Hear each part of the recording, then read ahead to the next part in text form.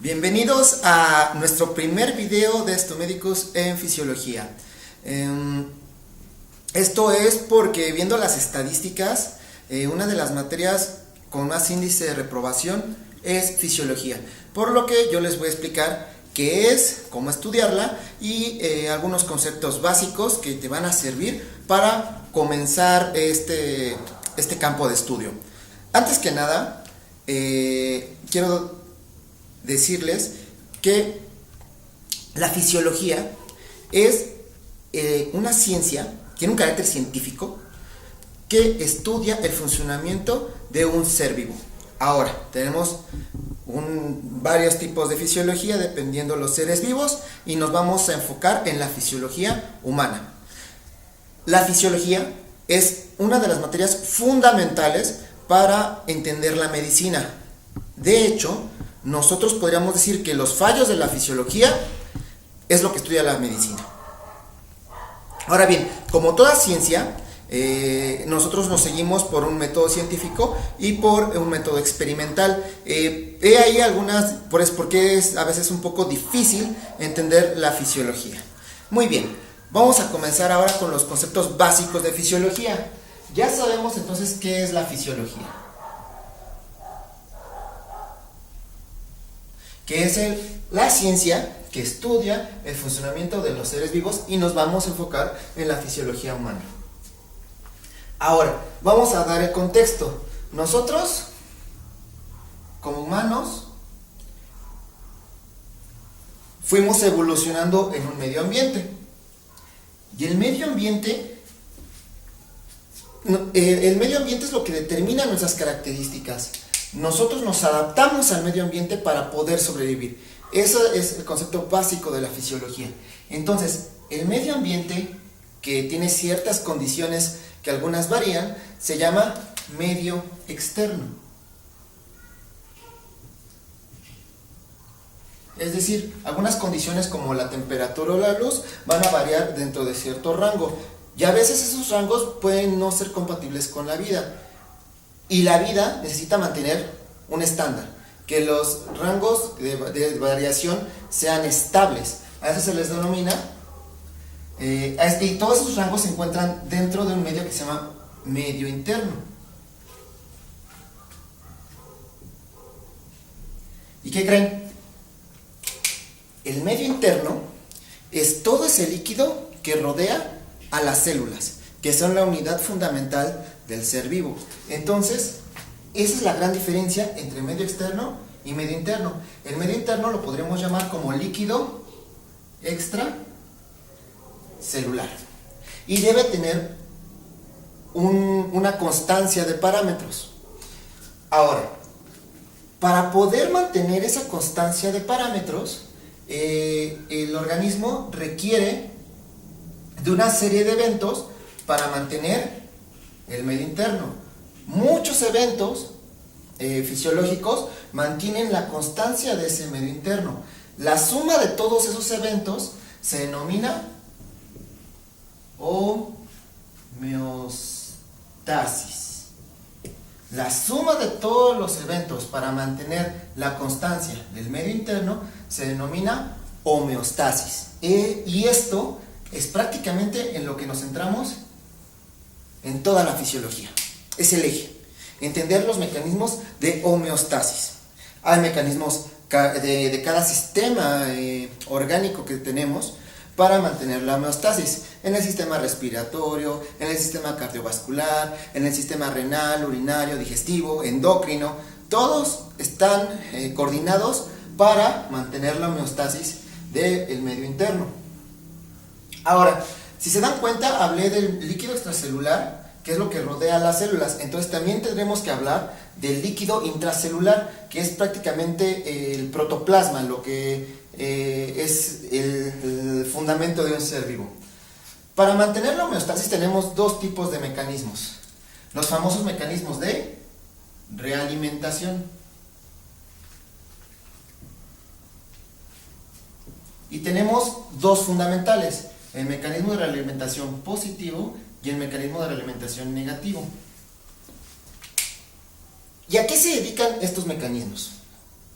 Primero, voy a explicar cómo funciona un mecanismo de realimentación.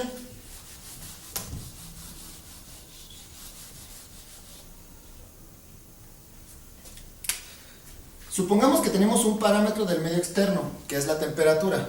Supongamos que disminuye la temperatura.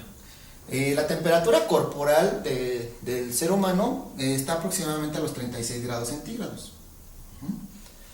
Supongamos que en el medio externo la temperatura del medio baja a unos 10 grados centígrados.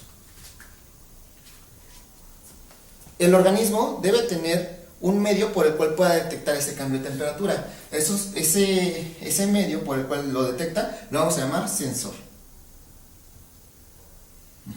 Entonces, un sensor biológico detecta un cambio de temperatura. Esto es diferente que esto, si se dan cuenta. Entonces, primero tiene que detectar la temperatura. Este sensor va a comparar con una caja de señal, con un centro de control, que va a comparar la temperatura que debe tener el organismo para funcionar adecuadamente y la temperatura que está recibiendo. Si se dan cuenta, el centro de control es el que le diría: oye, necesitamos trabajar a 36 grados y estás recibiendo un 10.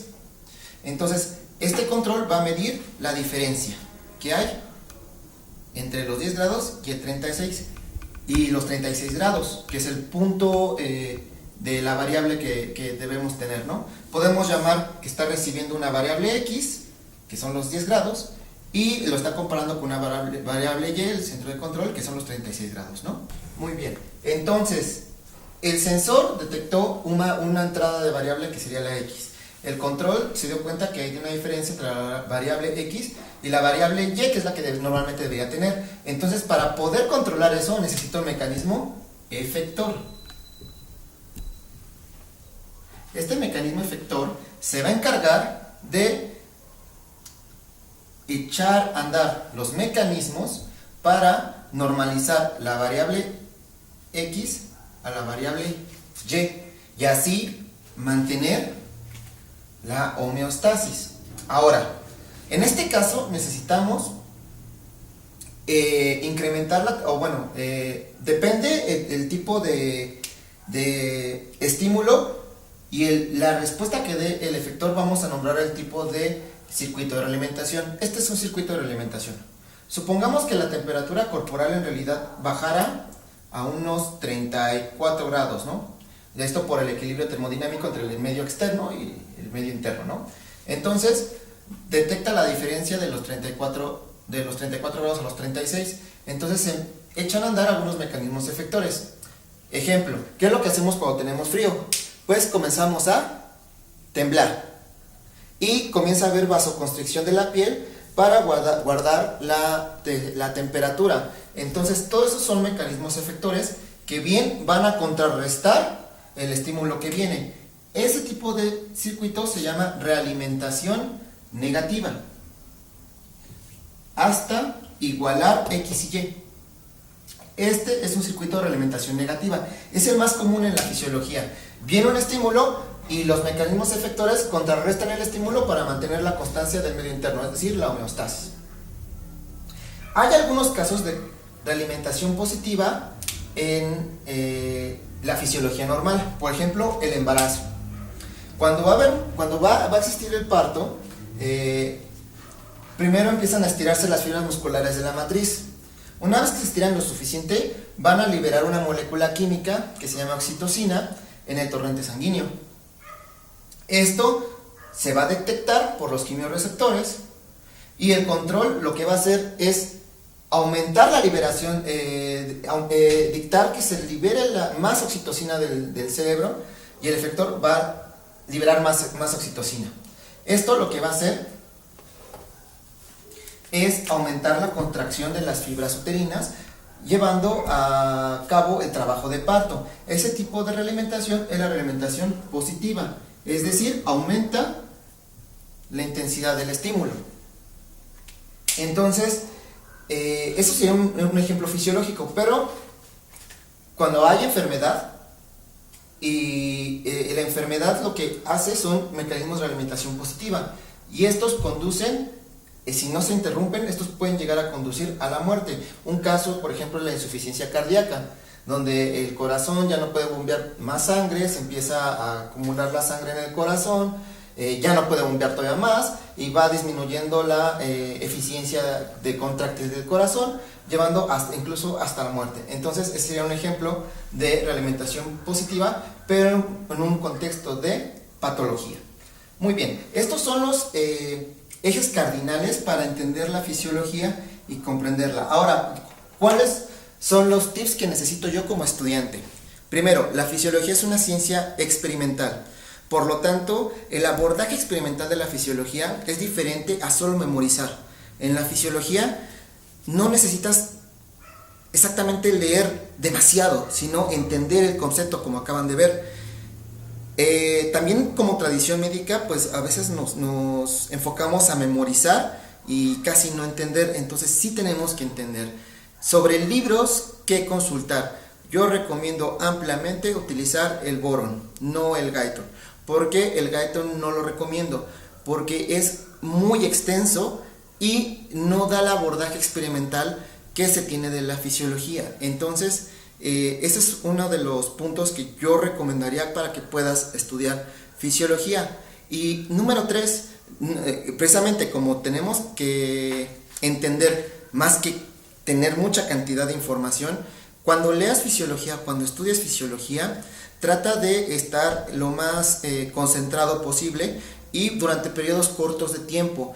Trata de no exceder de 1 hora cuando estudies para que puedas comprender lo máximo como estos conceptos básicos que acabo de darte para que puedas iniciar bien el estudio en la fisiología. Muy bien, si te ha gustado, compártenos, esperemos que te haya ayudado y bueno, nos vemos hasta la próxima. Chao, chao.